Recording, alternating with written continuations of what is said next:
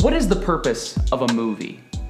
Like, when you sit down to watch a film, what is that experience meant to do to you? Well, firstly, it depends on what kind of movie you're watching. A comedy is meant to make us laugh.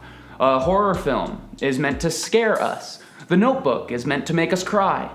And it works every time. The same question can be asked of books or any literature, including the Gospels. So far in this series, we've touched on the first two main ingredients of this gospel cake that we're baking, found in Jonathan Pennington's definition.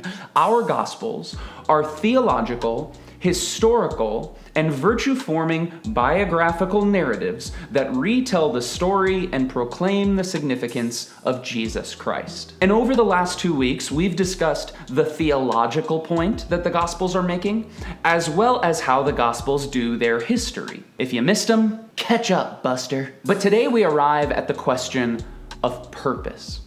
Why were these accounts written? What are Matthew, Mark, Luke, and John meant to do to us as we read them? And again, it's really important for us when trying to answer this question to do our best to discern the original author's intent or purpose, rather than exclusively focusing on the more modern purposes that have been pulled from the Gospels. Let's get nerdy, folks. We talked a little bit last week about how these 4 Gospel accounts are most closely related to the genre of ancient Greco-Roman biography. Specifically, these are 4 biographies of the life, death, and resurrection of Jesus. And when speaking about how biography works in the ancient world, scholar Richard Burridge describes it as a type of writing which occurs naturally among groups of people who have been formed around a certain charismatic teacher or leader seeking to follow after him. John Barton adds to this by saying its purposes often include the encouragement of and imitation of the great man. A charismatic leader or teacher, imitation of that great leader or teacher, following that great leader or teacher. Does this sound like any biblical concept I'm familiar with? What Burridge and Barton are describing here is the process of discipleship.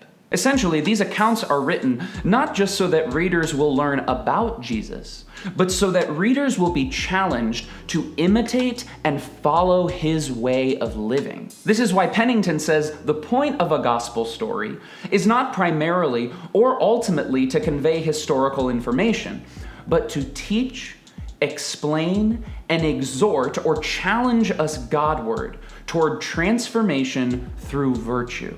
Most of us, especially in the United States, grow up and are taught to have a relationship to reading that is mainly based on gathering information.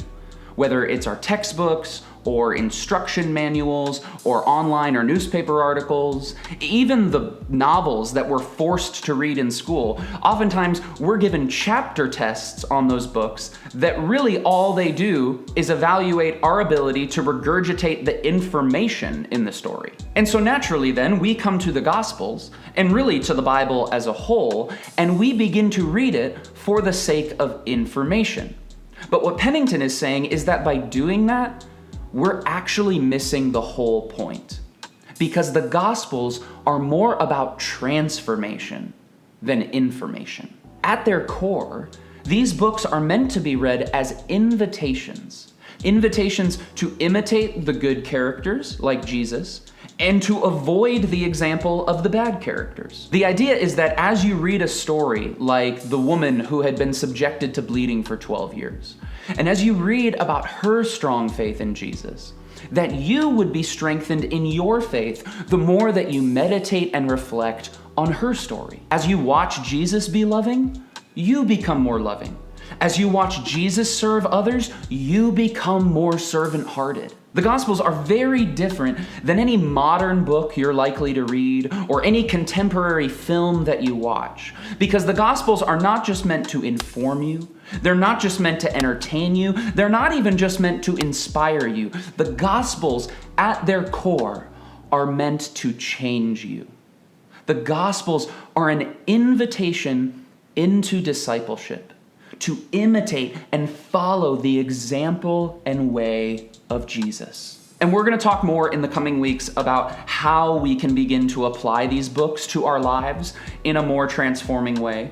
But I think we can start today by simply asking two questions of any passage we read in these Gospels. First, we ask, what information is this text giving to me? Because it's important for us to get all the facts and the context and the backstory straight. But we can't stop there. The next step is to ask, what transformation is God seeking to do in me? How does this text challenge my current way of living or viewing the world? And how is God calling me to change and to align my life more with the way of Jesus? This is when we start to read the Gospels according to their original purpose, when we invite and allow their words and stories to change us. And so as you sit down this week and you begin to read some of these stories, I want to invite you and encourage you to be brave. And rather than just looking for information in these pages, to open yourself up to the transformation that God wants to do in your heart and in your life through these words. Hey everybody, thanks so much for watching. As always, I just want to say real quick, I invite all of your thoughts, your observations, or any questions that you have on today's lesson in the comments down below. I love hearing from you all. I love the conversations that we're having, so please hit me up. That is all I have for this week. I'll see you next week right here on the channel. I love you all. Keep being awesome.